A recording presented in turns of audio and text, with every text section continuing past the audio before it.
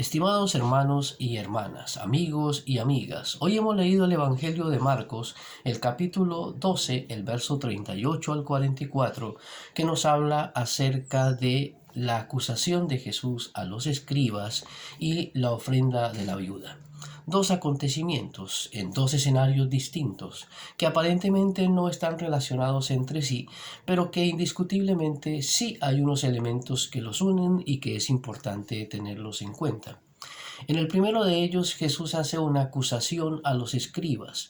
Los escribas, en los textos anteriores del Evangelio que hemos leído, han tenido una permanente crítica a Jesús y se han acercado para cuestionarle y se han acercado también para tratar de buscar elementos que les permita llevarle y hacerle una acusación.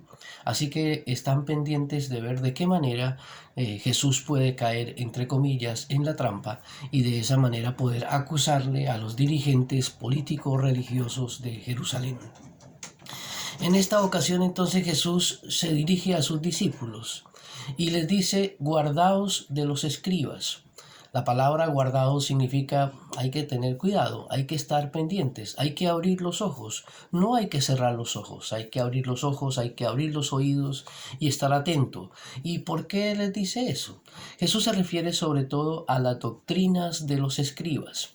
Y uno podría preguntarse, bueno, ¿cuáles son las doctrinas de los escribas? Generalmente cuando uno escucha hablar de las doctrinas, piensa uno en ciertas afirmaciones que se consideran verdaderas, que se consideran válidas, que es importante mantener. Dentro de la iglesia se suele hablar de la sana doctrina o de la ortodoxia.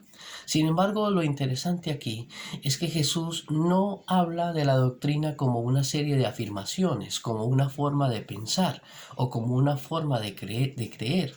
Aquí cuando Jesús habla de las doctrinas se refiere a las prácticas.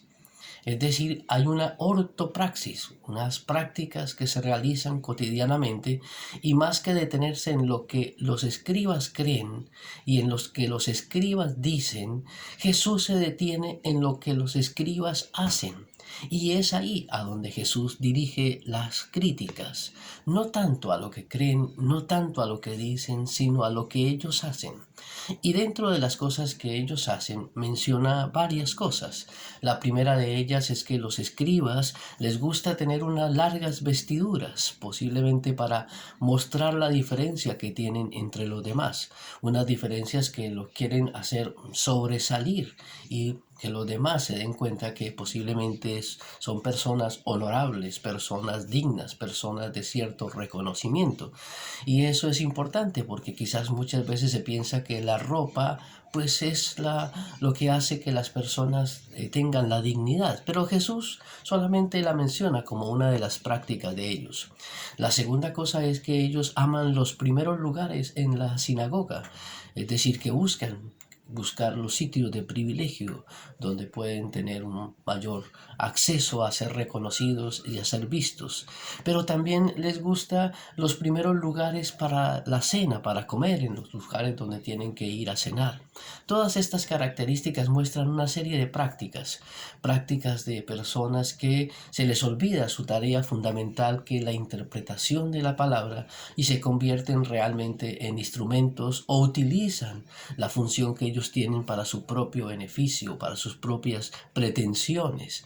Es una actitud ciertamente egoísta. Utilizan las responsabilidades y las tareas que tienen para mostrar y utilizarlas para su propio bien y su propio beneficio. Pero lo más duro de esas prácticas quizás no son esas. Podrían pasarse esas prácticas, pese a ser prácticas un poco molestas y detestables. La práctica más dura es que generalmente devoran las casas de las viudas con pretexto de largas oraciones. Y esa es la acusación más dura. Es decir, utilizan la religión como un instrumento para robarle, entre comillas, el dinero a los pobres y en este caso el dinero a las viudas. La religión se convierte en un instrumento de saqueo, de explotación, un instrumento que le quita a los pobres lo poco que ellos tienen. Y por eso entonces es importante que los discípulos se guarden de ese tipo de prácticas detestables, perversas, corruptas y diríamos en cierta manera prácticas demoníacas que se instalan dentro del ámbito religioso y que indiscutiblemente hay que ver cómo se supera esos tipos de prácticas, cómo se critican ese tipo de prácticas, cómo se reacciona a ese tipo de prácticas.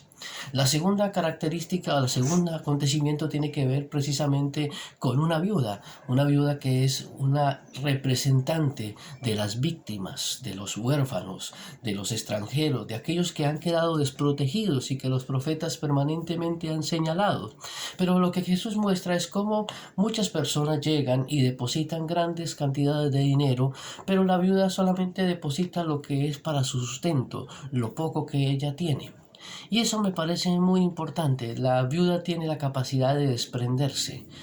Nos hace pensar a nosotros mismos cuando en nuestra casa nos llenamos de muchas cosas, tenemos tantas cosas y a veces consideramos que nos faltan más cosas y pareciera que si no tenemos todas estas cosas no podemos vivir.